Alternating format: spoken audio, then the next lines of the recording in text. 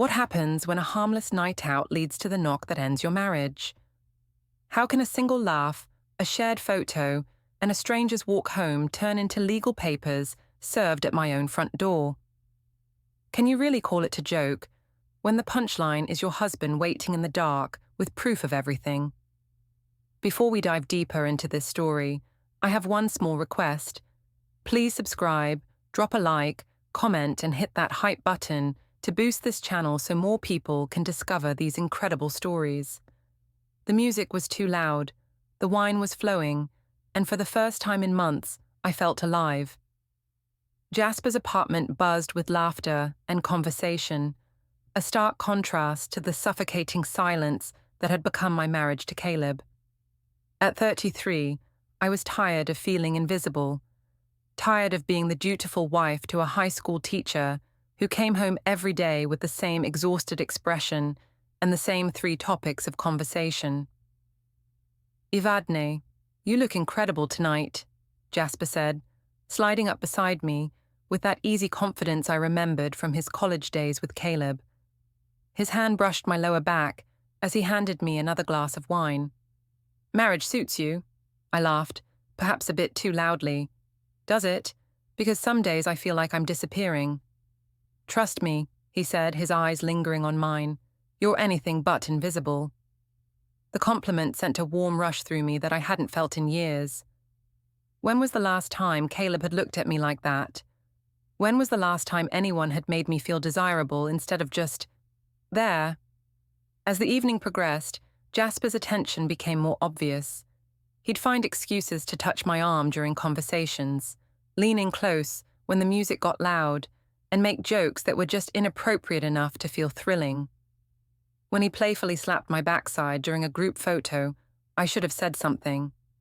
Instead, I laughed and posed for another picture. "You two are trouble," my sister Lynn said, appearing at my elbow with a concerned expression. As a nurse, she had that no-nonsense way of cutting through situations. "Maybe you should call Caleb to pick you up." "Oh, please." I waved her off, already feeling the wine's confidence coursing through me. "We're just having fun. Remember fun, Lynn? That thing people do when they're not worried about what everyone else thinks." She frowned but didn't push further. That should have been my first warning. By midnight, most of the party had worn down, but Jasper and I found ourselves on his balcony, sharing stories and laughing at inside jokes that weren't really that funny. The city lights twinkled below us, and I felt like I was 23 again, not 33, and married to someone who barely looked up from his lesson plans anymore. "I should call an Uber," I said, checking my phone and realizing how late it had gotten. "Nonsense," Jasper said, standing and extending his hand. "I'll walk you home. It's only 6 blocks, and the night air will do us both good." I knew I should refuse. I knew that walking home with my husband's old friend at 1 in the morning was crossing a line. But the wine, the attention, and the intoxicating feeling of being wanted made the decision for me. "Okay," I said, taking his hand, "but just to the corner." Of course, it wasn't just to the corner. We walked slowly, our conversation flowing as easily as the wine had earlier. Jasper was funny, charming, and most importantly, he was interested in what I had to say. He asked about my job as an admin assistant, my dreams, my frustrations with suburban life. He listened in a way that Caleb hadn't in years. "Your husband's a lucky man," he said as we approached my street. "Sometimes I wonder if he knows that," I replied, surprised by my own honesty. Jasper stopped walking and turned to face me. For a moment, I thought he might kiss me, and I wasn't entirely sure I would have stopped him. Instead, he smiled and tucked a strand of hair behind my ear. "His loss could be someone else's gain," he said softly. The comment should have alarmed me, but instead, it thrilled me. When we reached my front door, I turned to thank him for the walk, but he was already pulling out his phone. "Let's get a picture," he said, "to commemorate a perfect evening." I should have said no. I should have gone inside immediately. Instead, I posed with him on my front porch, his arm around my waist, both of us grinning like teenagers who'd just gotten away with something. The flash of his phone camera lit up the darkness, and I didn't notice the living room curtain twitch behind us. "Thanks for tonight," I whispered, suddenly aware of how close we were standing. "Thank you," he replied, his voice low. "We should do this again soon." I watched him walk away, feeling giddy and alive in a way I hadn't in years. It was harmless fun, I told myself. Just two old friends catching up. Caleb would understand if I explained it properly. I fumbled with my keys, still smiling from the evening's excitement, and quietly opened the front door. The house was dark except for the pale glow of a phone screen in the living room. Caleb was sitting in his armchair, still fully dressed, holding my phone in his hands. His face was illuminated by the screen, and his expression was unreadable in the darkness. "Have a nice evening?" he asked, his voice calm and controlled. My heart jumped into my throat. "Caleb, you scared me. Why are you sitting in the dark?" "Your phone was buzzing," he said, holding it up. "Multiple notifications from Instagram. Jasper tagged you in several photos." The wine's confidence evaporated instantly. "Oh, those. We were just having fun at the party. You know how social media is." He stood slowly, walking over to hand me the phone. On the screen was the photo Jasper had just taken on our porch, already posted with the caption, "Perfect end to a perfect night with this beautiful woman." Some guys have all the luck. Or do they? "Caleb, I can explain." "Can you?" His voice remained steady, but there was something different in his eyes, something I'd never seen before. Because from where I'm sitting, it looks like my wife just spent the evening flirting with my old college friend, let him walk her home at 1 a.m, and posed for romantic photos on our front porch. "It wasn't romantic," I said quickly, but the words sounded weak even to me. "We're friends. We were just talking." Caleb nodded slowly, as if he was processing this information. "Friends. Yes, friends. God, Caleb, you're being paranoid. This is exactly why I needed tonight out. You've become so suspicious and controlling." He looked at me for a long moment, then walked back to his chair. "Go to bed, Evadne. We'll talk about this tomorrow when you're sober." "There's nothing to talk about," I called after him, but he'd already picked up a book and was pointedly ignoring me. I stomped upstairs, anger replacing my earlier euphoria. How dare he make me feel guilty for having a good time?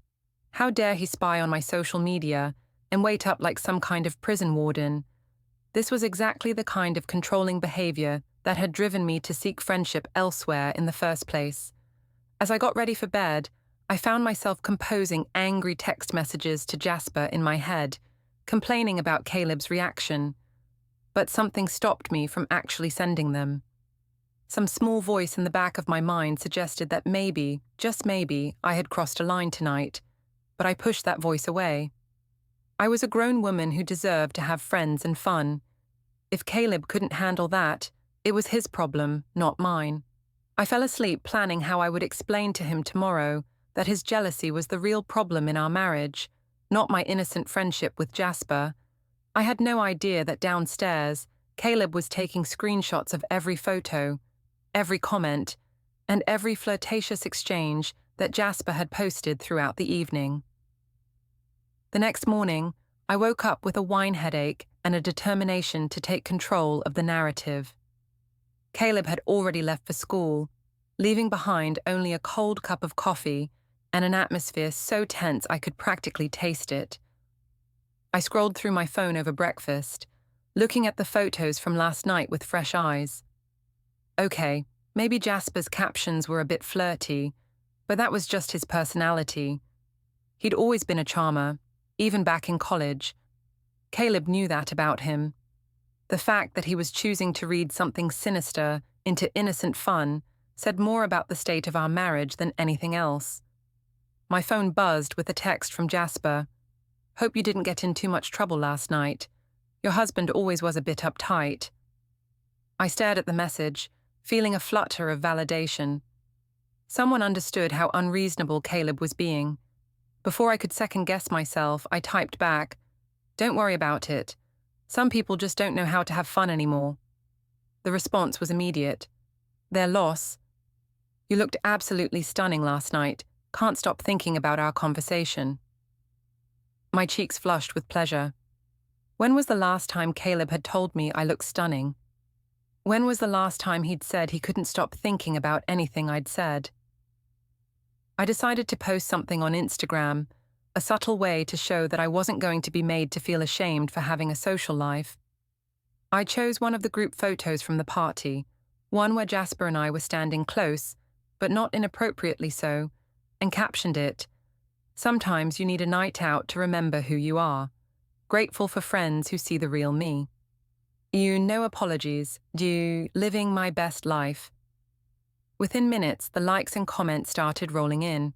Friends from work, old college acquaintances, even some of Caleb's teacher colleagues were heart-reacting and commenting things like, "You deserve happiness," and "Get it, girl." But there were other comments too, more cautious ones from people who knew both Caleb and me. My sister Lynn commented simply, "Be careful, Ev." I deleted her comment immediately. The last thing I needed was her judgment undermining my confidence. When Caleb came home that evening, he was quieter than usual. He made dinner without asking what I wanted, ate in silence, and then disappeared into his study. I could hear him typing, probably working on lesson plans or grading papers. Always work with him. Never time for his wife. I knocked on the study door around 9. "Can we talk?" He looked up from his laptop and I noticed he quickly minimized whatever window he'd been looking at. "Of course. What's on your mind?" "I think we need to address what happened last night," I said, settling into the chair across from his desk. "Your reaction was really hurtful, Caleb." He leaned back in his chair, studying my face. "My reaction?" "Yes. The way you were waiting for me in the dark like some kind of detective. The accusations about Jasper. The paranoia about some harmless photos." I kept my voice calm and reasonable. "It made me feel like you don't trust me." "Should I trust you?" he asked quietly. The question caught me off guard. "What kind of question is that? I'm your wife." "You are," he agreed. "And last night my wife spent the evening flirting with another man, let him walk her home at 1 a.m, and posed for romantic photos with him on our front porch. Then she posted about it online, with captions about finding people who see the real her. So I'm asking again, should I trust you?" I felt heat rise in my cheeks. "You're twisting everything. Jasper is your friend. We were just catching up." "Jasper hasn't been my friend for years," Caleb said. "Not since he tried to kiss you at our wedding reception." My stomach dropped. That was different. He was drunk. Was he drunk last night too? "Caleb, you're being ridiculous. Nothing happened." "I didn't say anything happened," he replied. "But something is happening. And the fact that you can't see it, or won't admit it, tells me everything I need to know." I stood up, anger flashing through me. "You know what? Maybe if you paid half as much attention to me as you do to your students, I wouldn't need to find friendship elsewhere." "Friendship," he repeated like he was testing the word. "Is that what you're calling it?" "Yes. God, Caleb, when did you become so paranoid and controlling? This is exactly why I needed a night out. You've sucked all the joy out of everything." He was quiet for a long moment, just looking at me. Then he nodded slowly. "Maybe you're right. Maybe I have become paranoid." The admission surprised me. I'd expected him to fight back, to escalate the argument. Instead, he seemed almost resigned. "I'm glad you can see that," I said, my voice softening. "I love you, Caleb. But I need to feel like myself again. I need friends and fun and freedom." "Freedom," he repeated. "Okay. I think I understand." Something in his tone made me uneasy, but I pushed the feeling away. This was progress. He was finally listening to me. "I'm going to take a bath," I said. "Maybe we can watch a movie later." "Sure," he said, turning back to his laptop. "I'll be up in a bit." As I headed upstairs, I felt victorious. I'd successfully reframed the situation, made him see that his jealousy was the real problem. Now, maybe we could get back to normal. I spent an hour in the bath, scrolling through social media, and responding to the comments on my post. Several people had shared it, and the validation felt intoxicating. I was getting more engagement than I'd had in months. Jasper had liked the post and added a fire emoji. I found myself staring at his profile, looking through his recent photos. He really was attractive, and successful too. His IT consulting business was clearly doing well based on his lifestyle posts. A message notification popped up from him. "Love the post. Don't let anyone dim your light. You're too amazing for that." I screenshot the message before responding. "Thank you for seeing me for who I really am. Always. Some people are just too insecure to appreciate what they have." I knew he was talking about Caleb, and I knew I should defend my husband. Instead, I found myself agreeing. It's exhausting being made to feel guilty for having a personality. You deserve so much better than that. The conversation continued for another hour, with Jasper validating every frustration I'd ever had about my marriage. He was such a good listener, so understanding. By the time I got out of the bath, I felt completely justified in my actions. Caleb was already in bed when I came into the bedroom, apparently asleep. I slipped under the covers, feeling more confident than I had in years. The next morning, I woke up to find 17 missed calls from my sister Lynn and a text that made my blood run cold. You need to call me immediately. There's something you need to know about your Instagram post." I quickly opened Instagram to find that my post from yesterday had been shared in several local Facebook groups, including one for Caleb's school district. Someone had screenshot Jasper's flirty comments and was asking if this was appropriate behavior for a teacher's wife. My hands shook as I scrolled through the comments. Parents and community members were discussing my conduct and questioning whether Caleb could control his own household. But worse than that was the email waiting in my work inbox. "Evadne, please see me first thing this morning. We need to discuss your recent social media activity. Margaret, HR." I looked over at Caleb, who was getting dressed for work with the same calm efficiency he always showed. He glanced at me and noticed my phone in my hands. "Everything okay?" he asked. There's been some kind of misunderstanding about my post yesterday." He nodded thoughtfully.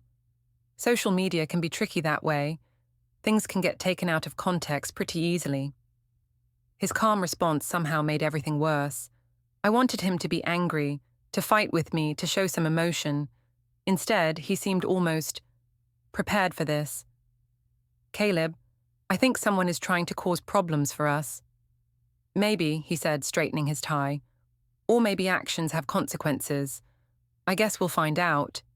He kissed my forehead like he always did before leaving for work, but something about it felt different. Final, somehow. As his car pulled out of the driveway, my phone rang. It was Lynn. "Evadne, what the hell are you doing?" she said without preamble. "Do you have any idea what people are saying about you? About Caleb?" "It's not what it looks like," I said automatically. "Isn't it? Because from where I'm sitting, it looks like you're having an emotional affair with Caleb's old friend and broadcasting it to the entire internet." The words hit me like a slap. "I am not having an affair." "Maybe not physically," Lynn said, "but emotionally? Evadne, you need to wake up before you destroy your marriage over some guy who's just looking for an easy conquest." I hung up on her, fury coursing through me. How dare she judge me? How dare any of them judge me for finally feeling alive again? I got dressed for work, planning exactly what I would say to HR to explain the situation. This was all a misunderstanding, a case of small-minded people reading too much into innocent friendship. But as I drove to work, I couldn't shake the image of Caleb's face that morning. He hadn't looked angry or hurt. He'd looked relieved somehow. Like he'd been expecting this. Like he'd been planning for it. The HR meeting was a nightmare. Margaret, a stern woman in her 50s who'd never particularly liked me, sat across from her desk with a printed stack of screenshots from my social media accounts. "Evadne, I'm going to be direct," she said, adjusting her glasses. "We've received complaints from clients about your recent online activity, specifically Photos and comments that suggest inappropriate relationships outside your marriage. That's ridiculous, I said, trying to keep my voice steady. These are just photos from a party with friends. Friends who comment things like, "Some guys have all the luck," or do they? And, "You deserve so much better on photos of you." Margaret raised an eyebrow. And your response encouraging this behavior? She slid the screenshots across the desk. Seeing Jasper's comments in black and white, stripped of the warm glow of validation I'd felt when receiving them, made them look different, more obvious, more damning. "I can't control what other people comment," I said weakly. "No, but you can control how you respond. And you can control what you post." Margaret leaned forward. "Evadne, our company works with family-oriented businesses, conservative clients. When your personal life becomes public entertainment, it reflects on all of us." "So what are you saying?" "I'm saying you need to clean up your social media presence immediately, delete anything that could be considered inappropriate, and in the future, think carefully about what image you're projecting online." I wanted to argue to tell her that my personal life was none of her business. But I needed this job. Caleb's teacher salary was decent, but we relied on my income too. "Fine," I said through gritted teeth. "I'll be more careful." "See that you are. This is your only warning." I spent my lunch break in my car, calling Jasper. He answered on the second ring. "Hey, beautiful, how's your day going?" "Terrible," I said, and found myself pouring out the entire story about HR, the Facebook groups, and Lynn's accusations. "That's awful," he said, his voice full of sympathy. "People are so small-minded. They see a confident, attractive woman having fun and immediately assume the worst." "Exactly. Thank you for understanding." "Of course I understand. Listen, why don't you come over tonight? We can talk about this properly. I'll cook dinner, open some wine, and you can forget about all these jealous people for a while." The invitation sent a thrill through me, followed immediately by a stab of anxiety. I don't know if that's a good idea. After everything that's happened. "Evadne, you can't let them control your life. If you start avoiding friends because of what other people think, where does it end? Besides, what's Caleb going to do? He's already shown he doesn't trust you anyway." The logic was seductive. Caleb had been cold and distant since the party. He clearly thought the worst of me regardless of what I did. Why should I punish myself for his insecurities? "Okay," I heard myself saying, "but just for dinner. As friends." "Of course," Jasper said, and I could hear the smile in his voice. "Just friends." I spent the rest of the workday feeling lighter, more like myself. I had plans, something to look forward to. I wasn't going to let other people's small-mindedness trap me in a cage of their making. When I got home, Caleb was already there, which was unusual. He was typically at school until at least 5, grading papers or helping students with extra tutoring. "You're home early," I said, hanging up my coat. "Professional Development Day got cancelled," he replied without looking up from his laptop. "How was your day?" I hesitated. Should I tell him about the HR meeting? About the Facebook groups? Part of me wanted his sympathy, his protection from the gossip, but another part of me was still angry about his reaction to the party. "Fine," I said. "I'm going out for dinner tonight. Meeting up with some friends." Now he did look up. "Which friends?" "Just some people from the party the other night. We're going to discuss all this ridiculous drama and figure out how to handle it." It wasn't technically a lie. Jasper had been at the party, and we were going to discuss the situation. Caleb nodded slowly. "Okay, have a good time." His easy acceptance surprised me. I'd been prepared for an argument, for him to demand details or try to forbid me from going. Instead, he just turned back to his laptop. "That's it?" I asked. "No interrogation about where I'm going, or who I'll be with?" "Would it matter if I asked?" he said without looking up. "You've made it pretty clear that my concerns are just paranoia and controlling behavior." I felt a flicker of guilt, but pushed it away. I'm glad you're finally understanding that. Oh, I understand perfectly. Something in his tone made me pause, but when I looked at his face, his expression was neutral, almost peaceful. I went upstairs to get ready, choosing a dress that was nice but not too nice, attractive but not obviously seductive. I was having dinner with a friend, nothing more. As I was applying lipstick, I heard the printer in Caleb's study start running. Odd, he usually did his printing at school. When I came back downstairs, he was nowhere to be seen, but I could hear him moving around in his study. I'm leaving, I called out. Drive safely, came his muffled response. Jasper's apartment looked different in the evening light, more intimate somehow. He'd lit candles, opened an expensive bottle of wine, and prepared what looked like a restaurant-quality meal. This is beautiful, I said, accepting a glass of wine. You didn't have to go to so much trouble. You deserve to be treated well, he said, his eyes holding mine. Some people take that for granted. We talked through dinner about everything except my marriage. He told me about his business, his travels, his dreams of buying a house in the mountains. I found myself sharing things I hadn't talked about in years. My abandoned plans to go back to school, my secret writing ambitions, my frustration with feeling invisible in my own life. You're not invisible to me, he said as we moved to the couch with our second bottle of wine. You're vibrant and intelligent and beautiful. Any man who doesn't see that is an idiot. We were sitting closer now, his hand resting on the back of the couch behind my shoulders. I could smell his cologne, feel the warmth radiating from his body. Jasper, I said softly, I should probably go home. Should you? He asked, his voice low. What's waiting for you there? A husband who thinks the worst of you no matter what you do. A man who's made it clear he doesn't trust or appreciate you. His words stung because they felt true. It's not that simple. Isn't it? He turned to face me fully, his hand moving to touch my cheek. Life is short, Evadne. You deserve to be happy. You deserve to be with someone who sees how amazing you are. For a moment, I let myself imagine it. What would it be like to be with someone who looked at me the way Jasper was looking at me now? Someone who made me feel desired and appreciated, instead of taken for granted. But then my phone buzzed with a text from my sister Lynn. Saw your car at Jasper's building. Please think about what you're doing. The spell broke. Reality came crashing back. I was a married woman sitting in another man's apartment, letting him touch my face and tell me I deserved better than my husband. I have to go, I said, standing abruptly. Jasper didn't try to stop me, but he smiled as he walked me to the door.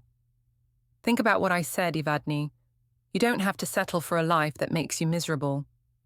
The drive home was a blur of conflicting emotions. Part of me felt guilty for letting things go as far as they had, but another part of me felt alive in a way I hadn't in years. When I got home, the house was dark except for a light in Caleb's study. I could see him through the partially open door, sitting at his desk with stacks of papers spread out in front of him. Not lesson plans, printed emails and photos, and what looked like a timeline written in his careful handwriting. My blood ran cold as I realized what I was seeing. He was documenting everything, every photo, every comment, every interaction with Jasper. Building a case like some kind of detective. Caleb? I called out, my voice shaking slightly. The rustling of papers stopped. You're home early, he said calmly. How was dinner with your friends? It was fine. I stepped closer to the doorway, trying to see more of what was on his desk. What are you working on? Just organizing some files, he said, casually sliding a folder over the papers. Nothing important. But I had seen enough. Dates, times, screenshots of social media posts. He was building a dossier on my friendship with Jasper, collecting evidence like a lawyer preparing for trial. Caleb, what exactly do you think you're doing? He looked up at me with those calm, steady eyes that had once made me feel safe and now made me feel trapped. I'm protecting myself, Evadne, and honestly, I'm protecting you too, even if you don't realize it yet. Protecting me from what? From making a mistake you can't take back. He stood up, and for the first time in years, he looked truly intimidating. Not angry, not emotional, just resolved. But I'm starting to think you're determined to make it anyway. I wanted to argue, to demand that he stop whatever he was doing. But the words died in my throat, because deep down, I knew he was right. I was walking toward a line I couldn't uncross, and part of me wanted to cross it anyway. I'm going to bed, I said finally. Good night, Evadne, he replied, already turning back to his papers. Sleep well. As I lay in bed that night, I could hear the printer running again downstairs. Whatever Caleb was documenting, he was being very thorough about it. And despite everything, I found myself texting Jasper, "Thank you for tonight. You made me feel like myself again." His response came immediately. "You deserve to feel that way every day. Think about what I said." I deleted the text thread and put my phone on silent. But I didn't delete his number. And I didn't stop thinking about what he'd said. Sunday family dinner at Caleb's parents' house had always been a tradition I enjoyed. Eleanor and Richard Hartley were warm, welcoming people who had accepted me into their family without reservation. Their daughter Lydia, despite being 6 years younger than me, had become like a sister. But this Sunday felt different from the moment we walked through the door. Eleanor's hug was shorter than usual, and Richard barely looked up from his newspaper when we arrived. Lydia was already in the kitchen, helping her mother with the final dinner preparations, and the conversation died when I entered the room. "Evadne, dear," Eleanor said, her voice carefully neutral. "How are you?" "I'm fine," I replied, sensing the tension but not understanding it. "Can I help with anything?" "We've got it covered," Lydia said without turning around from the stove. Her tone was cool, professional, nothing like her usual warm chatter. Caleb had disappeared into the living room with his father, leaving me alone with the women. I could hear their low voices through the doorway, too quiet to make out words, but loud enough to know they were discussing something serious. "Is everything okay?" I asked. "Everyone seems a bit off today." Eleanor and Lydia exchanged a look that I didn't like at all. "Evadne," Eleanor said carefully, "we need to talk about some things that have come to our attention." My stomach dropped. "What things?" Lydia turned around then, her face flushed with anger she'd clearly been holding back.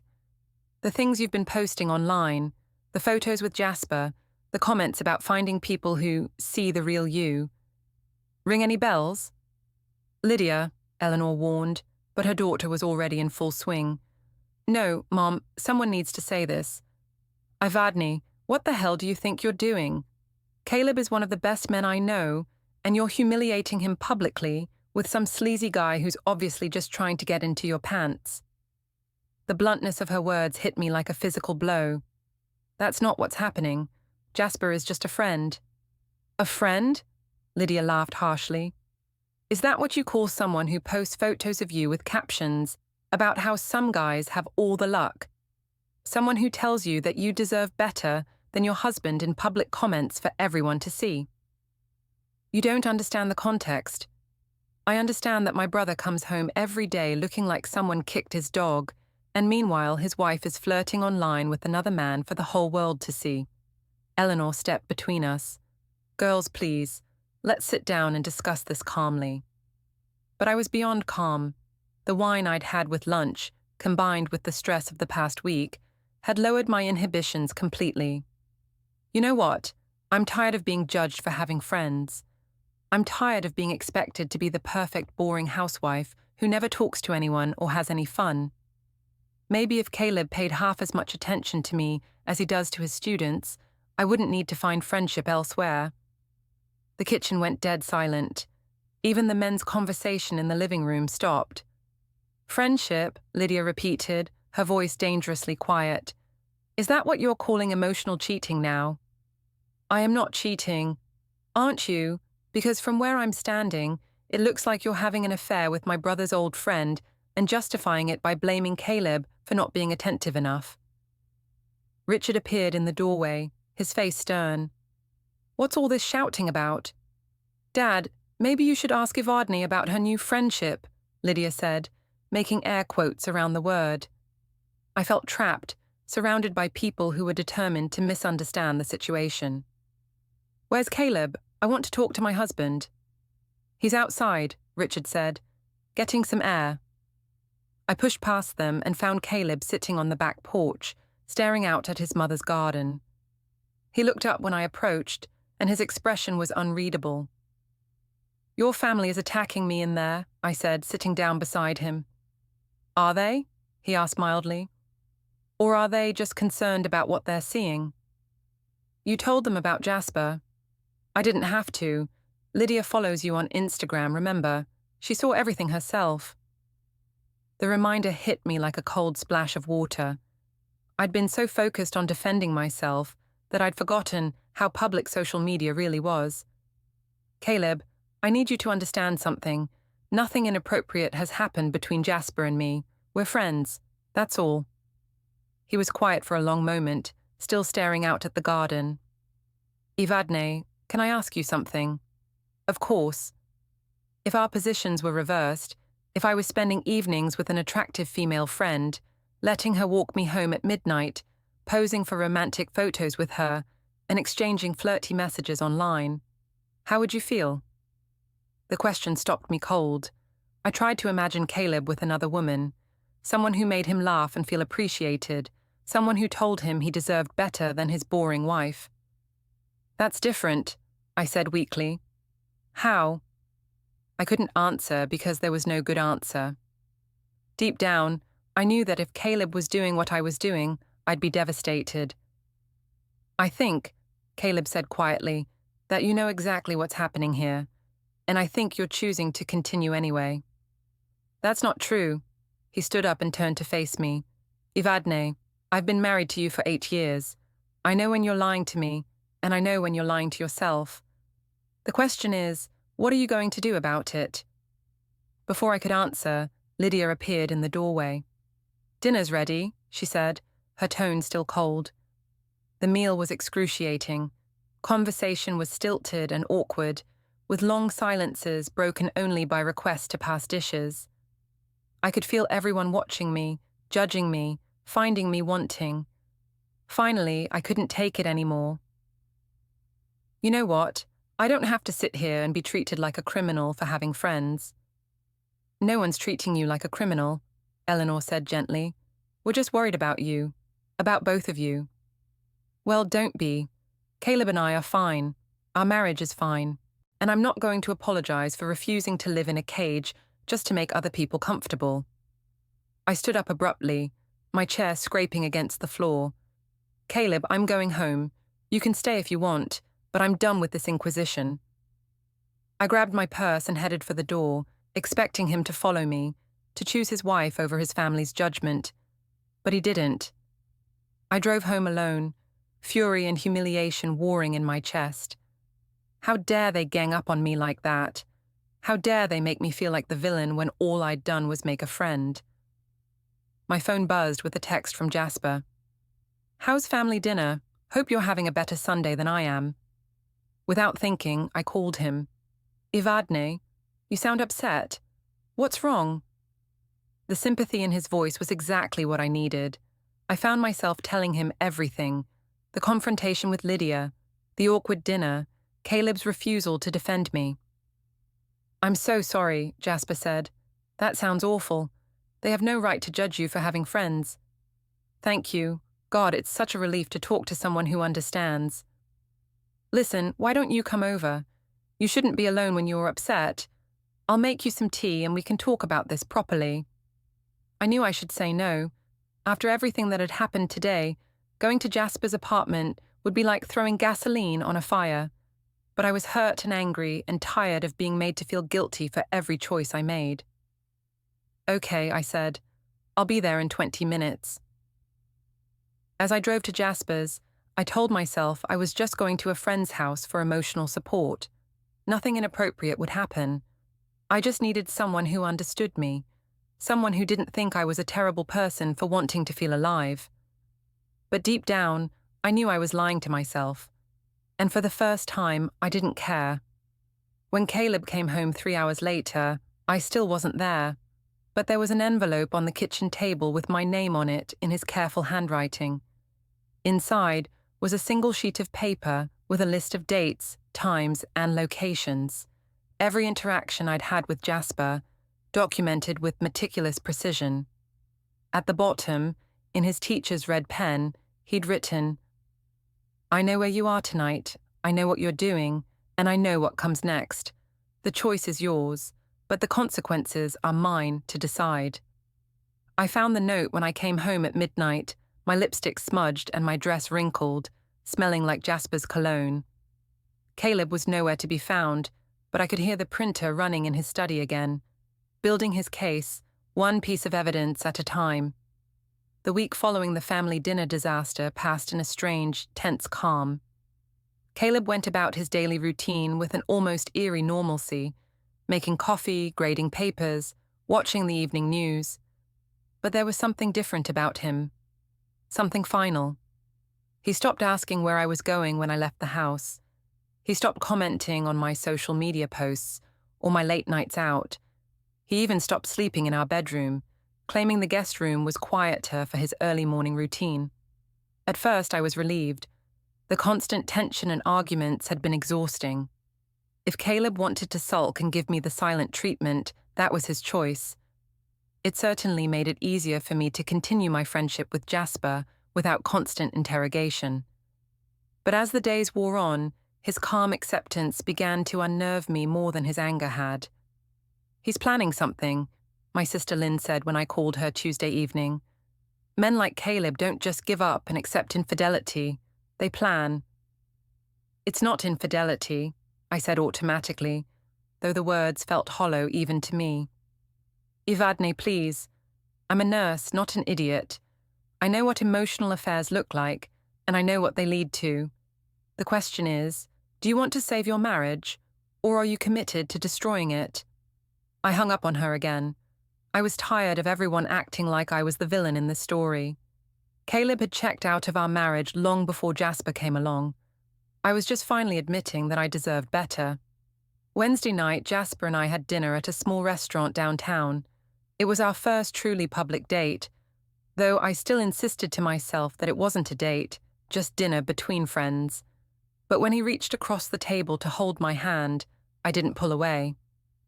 "You look beautiful tonight," he said, his thumb tracing circles on my palm. "But you seem distracted. What's on your mind?" "Caleb's been acting strange," I admitted. "Too calm, too accepting. It's not like him." "Maybe he's finally realized that he can't control you," Jasper suggested. "Maybe he's accepting that you're going to live your own life, whether he likes it or not." Maybe. But something about Caleb's behavior felt more calculated than resigned. "Or maybe," Jasper continued, his voice dropping to a more intimate tone, "he's realized that he's already lost you." The word sent a thrill through me that I couldn't deny. Had he lost me? Was I ready to admit that whatever this thing with Jasper was, it had moved beyond friendship? "Jasper," I said softly, "I need to tell you something. I'm married. I made vows." "I know," he replied, bringing my hand to his lips to kiss my knuckles. "But vows work both ways. What vows has he kept to you, to cherish you, to make you happy, to see you for the amazing woman you are?" His words echoed thoughts I'd been having for months. When was the last time Caleb had made me feel special? When was the last time he'd looked at me the way Jasper was looking at me now? "Come home with me tonight," Jasper said quietly. "Not for anything you're not ready for. Just stay with me. Let me take care of you the way you deserve to be taken care of." I should have said no. Every rational part of my brain was screaming at me to pay the check, go home to my husband, and figure out how to fix my marriage. Instead, I heard myself saying, "Okay." We barely made it through his apartment door before he was kissing me, and I was kissing him back with 8 years of pent-up frustration and longing. It felt like coming alive after being dead for years, but even as his hands tangled in my hair and his lips moved against mine, Part of my mind was thinking about Caleb, about the strange calm that had settled over him, about the printer running in his study night after night. I pulled away, breathing hard. I should go home. Should you? Jasper asked, his forehead resting against mine. What's waiting for you there? It was a good question. What was waiting for me at home? A husband who'd stopped fighting for our marriage, a man who documented my every move like a private investigator, but couldn't be bothered to ask how my day was. Stay, Jasper whispered, just tonight, just to see how it feels to be truly wanted. And God help me, I stayed. I woke up Thursday morning in Jasper's bed, wearing his t-shirt with his arm around my waist. For a moment, I felt nothing but contentment. This was what it felt like to be desired, to be chosen, to be someone's priority. Then reality crashed over me like a cold wave. I was a married woman who had just spent the night with another man. I had crossed the line I'd been dancing around for weeks, and there was no going back. I slipped out of bed carefully, trying not to wake Jasper, and gathered my clothes from the living room floor. My phone showed 17 missed calls from Caleb and a single text message. I hope it was worth it. My blood turned to ice. How did he know where I was? Had he been following me? I drove home in yesterday's dress, practicing explanations in my head. I'd stayed at Lynn's after a fight. I'd been too tired to drive home safely. I'd fallen asleep on a friend's couch after too much wine. But when I pulled into my driveway, I knew that none of those lies would work. Caleb was sitting on the front porch with a cup of coffee, fully dressed despite it being only 6 in the morning. He looked up when my car door slammed, and his expression was completely calm. "Good morning," he said pleasantly.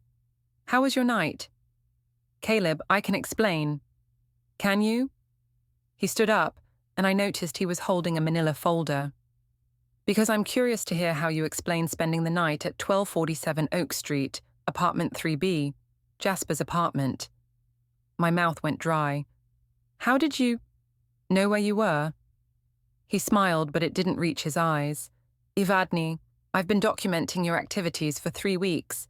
Every lie, every secret meeting, every flirty text message. Did you really think I wouldn't figure out where this was heading?" He opened the folder and pulled out a stack of photographs. Pictures of me entering Jasper's building. Pictures of us holding hands at dinner. Pictures of me leaving his apartment this morning in yesterday's clothes. "You had me followed," I whispered. "I hired a private investigator, yes, after you made it clear that honesty wasn't something I could expect from my wife." He tucked the photos back into the folder. "The question now is, what do we do about it?" I wanted to be angry, to accuse him of violating my privacy, of being controlling and paranoid. But the evidence was right there in black and white. I had cheated on my husband, and he had proof. "Caleb, I'm sorry. I never meant for this to happen." "Didn't you?" He tilted his head, studying me like one of his students who'd given an obviously wrong answer. "Because from where I'm standing, it looks like you meant for exactly this to happen. You just didn't mean to get caught."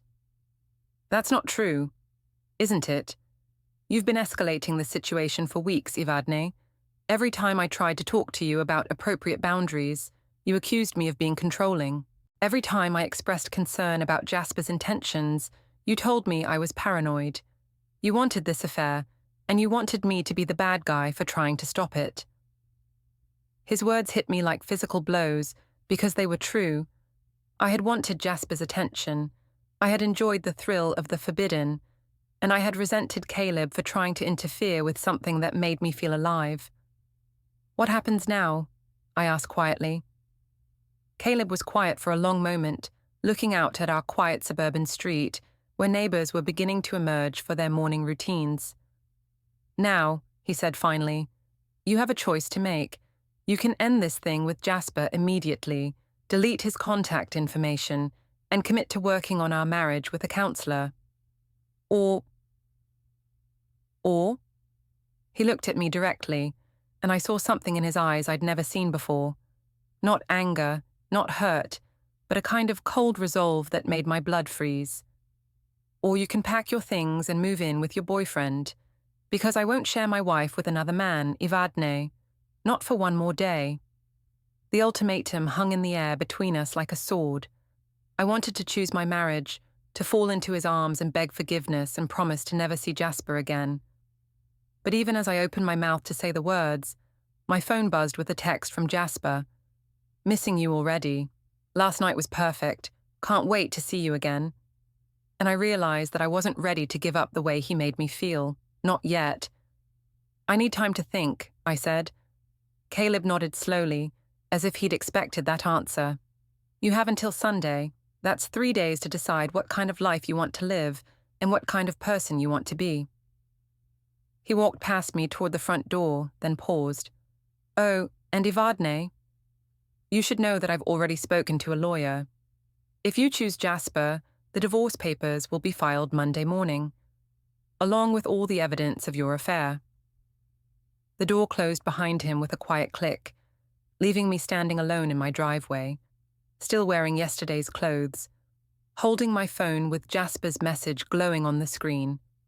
3 days to choose between the life I'd built and the life I thought I wanted. 3 days before everything changed forever. I spent Friday at Jasper's apartment, letting him comfort me and tell me that Caleb's ultimatum was just another attempt to control me. I spent Saturday shopping for new clothes and telling myself I was preparing for a new chapter in my life. But Sunday morning, as I sat in Jasper's kitchen drinking coffee and watching him read the newspaper like we were already a couple, something felt wrong. This domestic scene I'd been fantasizing about felt hollow somehow. Temporary. "I should go home," I said. "Caleb will be waiting for my decision." Jasper looked up from his paper. "What's to decide? He's given you the perfect excuse to leave a marriage that was making you miserable anyway." But as I drove home through our quiet neighborhood, past the coffee shop where Caleb and I had our first date, past the park where we'd talked about buying a house someday, I realized that my marriage hadn't been making me miserable. I had been making it miserable, and now it was too late to take any of it back. Caleb was waiting in the living room when I walked through the door, still holding that manila folder. But now there was something else on the coffee table beside it, legal documents, divorce papers. "Have you made your decision?" he asked quietly. I looked at him, really looked at him, for the first time in months. The man I'd married, who'd supported my dreams and held me when I cried, and built a life with me one careful day at a time. The man I'd thrown away for the temporary thrill of feeling desired by someone new. "Caleb," I whispered, "I choose you. I choose our marriage. I'm so sorry." But he was already shaking his head. "I'm sorry too, Ivadne, but you already made your choice. You made it every time you lied to me, every time you chose him over me, every time you put our marriage at risk for a cheap thrill." He stood up and handed me an envelope. "The papers are already filed. You'll be served officially tomorrow morning." "But I said I choose you." "You chose him," Caleb replied calmly. "For weeks you chose him. And now you have to live with that choice." As he walked toward the door, I realized that this calm, controlled man wasn't the same person I'd married. This was someone who'd been pushed too far and had finally stopped pushing back. This was someone who'd learned to let go. "Where are you going?" I called after him. "To my lawyer's office," he said without turning around, "to make sure everything is in order for tomorrow." And then he was gone, leaving me alone with divorce papers and the devastating realization that some choices can't be undone, no matter how much you regret making them. Monday morning arrived grey and drizzling, matching my mood perfectly. I'd spent Sunday night alternating between calling Caleb's phone, which went straight to voicemail, and texting Jasper, who kept telling me everything would work out fine, that Caleb was bluffing, that no one gets divorced over a single night together. But I knew Caleb wasn't bluffing. In 8 years of marriage, I'd never seen him make a threat he didn't follow through on. When he said the papers would be served Monday morning, he meant it. I was right. The doorbell rang at exactly 9 o'clock. I opened it to find a middle-aged woman in a business suit holding a clipboard and a thick envelope. Evadne Hartley? Yes. You're being served with divorce proceedings. Please sign here to acknowledge receipt. My hand shook as I signed my name. The envelope felt impossibly heavy in my hands, as if it contained the weight of my entire future. Have a good day, the process server said with professional politeness, as if she hadn't just delivered the end of my marriage. I closed the door and leaned against it, staring at the envelope. Part of me wanted to throw it away, to pretend this wasn't happening, but I knew I had to face what I'd done. The papers were thorough and devastating. Caleb wasn't just filing for divorce. He was filing for divorce on grounds of adultery, with a request for an unequal division of assets due to my marital misconduct. Attached were copies of every photo, every text message, every piece of evidence his private investigator had gathered. But the most damaging evidence wasn't what the investigator had found. It was what I'd posted myself. Screenshots of my Instagram posts, my flirty responses to Jasper's comments, my captions about finding people who saw the real me.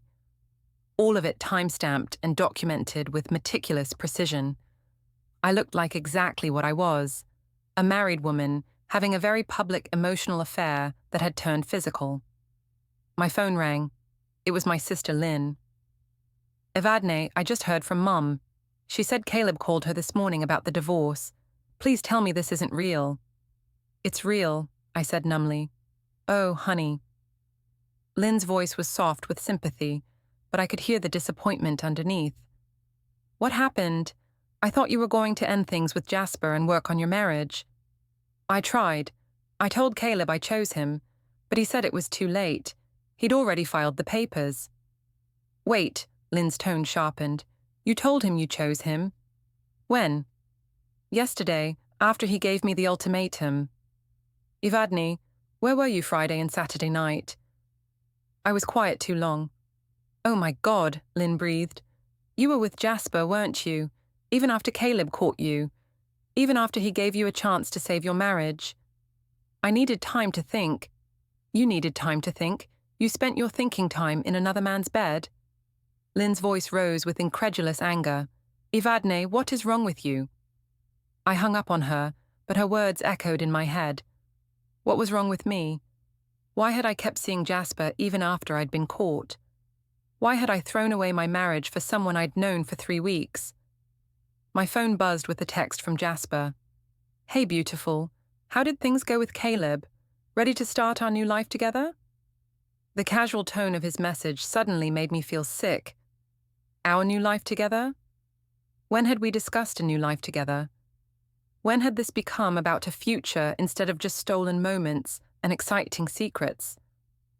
I called him instead of texting back. Jasper, Caleb filed for divorce. I was served this morning. That's great news. His enthusiasm made my stomach churn. I know it's scary, but this is what we wanted, right? Now we can be together properly. Is it what we wanted? Because I don't remember us talking about a future together. I thought this was just... I don't know what I thought this was. There was a pause. Evadne, are you having second thoughts? Because you can't go back now. You made your choice. Did I? Or did you make it for me? All those comments about how I deserved better, about how Caleb didn't appreciate me. Were you trying to break up my marriage from the beginning? I was trying to make you happy, Jasper said, but his voice had cooled considerably. If you're going to blame me for giving you what you wanted, maybe we need to reconsider this whole thing.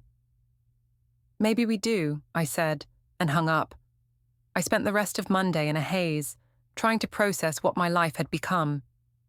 By evening, I'd received calls from Eleanor, crying, Richard, stern and disappointed, and Lydia, who simply said, I hope it was worth it, and hung up. The only person I hadn't heard from was Caleb. Tuesday morning, I drove to his school during his lunch break. The secretary in the main office gave me a look of barely concealed disapproval. Clearly, word had gotten around about our situation. I'm sorry, Mrs. Hartley, she said with cold politeness, But Mr. Hartley has requested that you not be allowed on school property. If you need to communicate with him, please do so through your attorney. The humiliation was complete. I'd been banned from my husband's workplace, like some kind of stalker. I drove home and called the only lawyer I could afford, a young public defender who looked barely old enough to drive, let alone handle a divorce case. Mrs. Hartley, he said after reviewing the papers, I have to be honest with you. This is not a strong position. Your husband has documented evidence of adultery, and in this state, that can significantly impact asset division and spousal support. What does that mean? It means you're likely to receive much less than you would in a no-fault divorce, possibly nothing, depending on how vindictive he wants to be. Vindictive. The word didn't fit the Caleb I'd married, but then again, I'd never betrayed him before. I was learning that I didn't know my husband as well as I'd thought. What are my options? You can contest the divorce, but given the evidence, I wouldn't recommend it. Your best bet is to negotiate a settlement and try to minimize the damage. Minimize the damage. That's what my marriage had become. Damage to be minimized. Wednesday brought more humiliation. Someone had shared the divorce filing on social media, and my phone was buzzing constantly with messages from friends, acquaintances, and even strangers who'd seen the evidence of my affair. The comments ranged from sympathetic to savage, but they all had one thing in common. Everyone could see exactly what I'd done and how I'd destroyed my own marriage. Thursday, I got a call from my HR department. Evadne, I'm afraid we need to discuss your employment situation, Margaret said. The publicity around your divorce has created some concerns with our clients. What kind of concerns? The kind where they're questioning whether they want to do business with a company that employs someone who's been publicly exposed as an adulteress. I'm sorry, but we're going to have to let you go. I was fired, divorced and fired in the same week. Friday morning, I woke up alone in the house that would soon no longer be mine. With no job, no husband, and a boyfriend who'd started avoiding my calls once he realized I came with actual consequences. That's when I found the note. It was slipped under my front door, written in Caleb's careful handwriting. Evadne, I want you to know that I didn't do this to hurt you. I did it to protect myself and to preserve what little dignity I had left. For months, I watched you slip away from me, and I tried everything I could think of to win you back. I planned romantic dinners that you were too busy to attend. I suggested counseling that you said we didn't need. I tried to talk to you about my feelings, and you told me I was being paranoid and controlling. When Jasper came along, I saw immediately what was happening, but I also saw that you wanted it to happen. You wanted the excitement, the validation, the thrill of being desired by someone new. You wanted the affair more than you wanted our marriage. So I stopped fighting for something you'd already decided to throw away. Instead, I started protecting myself. I documented everything, not out of spite, but out of necessity. Because I knew that when this ended, and it was always going to end, I would need proof of what really happened. I hope someday you'll understand that this wasn't revenge. This was just a man who finally learned to let go of someone who'd already let go of him. I wish you well, Evadne. I hope you find whatever it was you were looking for. Peace is better than pretending. Caleb. I read the note 3 times, tears streaming down my face. He was right about everything. I had wanted the affair. I had chosen excitement over stability, validation over love, fantasy over reality. And now I was paying the price. Saturday afternoon, there was a knock at my door. For a wild moment, I hoped it might be Caleb, come to tell me he'd changed his mind, that we could work things out. Instead, it was Jasper. We need to talk, he said, not bothering with pleasantries. Do we? Evadne, this whole situation has gotten out of hand. The publicity, the divorce, people calling me a homewrecker. This isn't what I signed up for. What did you sign up for? He had the grace to look uncomfortable. I thought we were just having fun. I didn't realize you were going to blow up your entire life over it. You told me I deserved better than my marriage. You encouraged me to leave him. I was flirting. I was trying to get you into bed, not into divorce court. There's a difference. The casual cruelty of his words hit me like a physical blow. So this was all just a game to you? Look, you're attractive and you were obviously unhappy. I thought we could have some fun together, but I'm not looking to be anyone's second husband, especially not someone who comes with this much baggage. He left me standing in my doorway, alone and humiliated, finally understanding what everyone else had seen from the beginning. Jasper wasn't my salvation or my soulmate. He was just a man who'd seen an opportunity and taken it. Consequences be damned. Sunday evening, I sat in my empty house, surrounded by legal papers and the ruins of my life, and finally understood what I'd done. I hadn't just cheated on my husband. I'd betrayed someone who'd loved me, trusted me, and built a life with me. I'd thrown away something real for something that was never anything more than an illusion. And now I had to live with that choice for the rest of my life. The divorce was finalized 6 weeks later. Caleb got the house, most of our savings, and his dignity intact. I got a small settlement, a rented apartment across town, and a reputation that would follow me for years. I never saw Jasper again after that Saturday. I heard through mutual acquaintances that he'd moved to another city for a fresh start. Apparently, being known as the man who destroyed the Hartley marriage wasn't good for his business. Caleb, meanwhile, seemed to thrive after our divorce. I saw him occasionally around town, usually with his family or colleagues, looking peaceful and content in a way he hadn't during our final months together. He'd nod politely if our paths crossed, but we never spoke. He'd found his peace by letting me go, and I'd found my consequences by throwing him away. 6 months after the divorce, I was working as a temp at a medical office, living paycheck to paycheck, and spending most evenings alone. The excitement I'd craved, the validation I'd sought, the passion I'd thought was missing from my life, none of it had been worth what I'd given up to get it. I'd learned too late that some mistakes can't be undone, no matter how much you regret them, and some people won't wait forever for you to realize what you've lost. Peace really was better than pretending. I just wished I'd figured that out before I'd lost everything that mattered.